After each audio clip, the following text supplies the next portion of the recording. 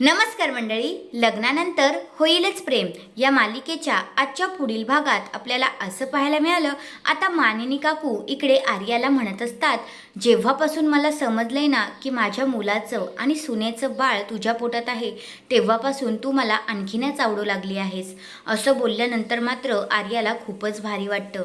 पण दुसऱ्या बाजूला आपल्या काव्याला खूपच गिल्ट असतं आणि पार्थ आता काव्यालाच बोलत असतो. तर लगेचच काव्या म्हणते, म्हणजे तुम्हाला पण असंच वाटतंय ना ताईचं बाळ हे माझ्यामुळेच गेलंय म्हणून, मीच कारणीभूत आहे या सगळ्याला म्हणून. असं आता काव्या पार्थला म्हणते. तर पार्थला आता धक्काच बसतो आणि मग आता आर्या नंदिनीकडे आलेली असते आणि नंदिनीला म्हणते, नंदिनी तू मला माफ केलंस ना गं? तर नंदिनी म्हणते, हा तुझा गोड गैरसमज आहे, मी तुला कधीच माफ केलेलं नाहीये. तू जी गोष्ट केली आहेस ती मी कधीच विसरणार नाही अशी नंदिनी आता आर्याला म्हणते. दुसऱ्या बाजूला आता जी आपली काव्य आहे ती तिचं जे परीक्षेला जायचं हॉल तिकीट असतं ते फाडून फेकून देते आणि म्हणते की मी आता परीक्षेला जाणार नाही, मी नाही देणार आहे ही परीक्षा. आणि मग हे सगळं पाहून पार्थला खूप मोठा धक्काच बसतो.